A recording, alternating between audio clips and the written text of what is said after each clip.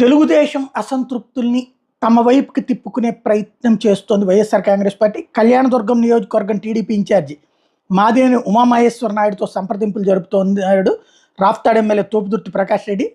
ఆయనతో పాటుగా ఆ పార్టీ జిల్లా వైసీపీ నాయకులు. వైసీపీ ఎమ్మెల్యే తోపుదుర్తికి తన ఇంట్లో సాదర స్వాగతం పలికాడు ఉమామహేశ్వర నాయుడు. సోదరుడు ఇంద్ర కళ్యాణదుర్గం టికెట్ ఆశించి భంగపడ్డటువంటి నేపథ్యంలో నిన్నటి వరకు ఇండిపెండెంట్గా పోటీ చేస్తానని ప్రకటించారు.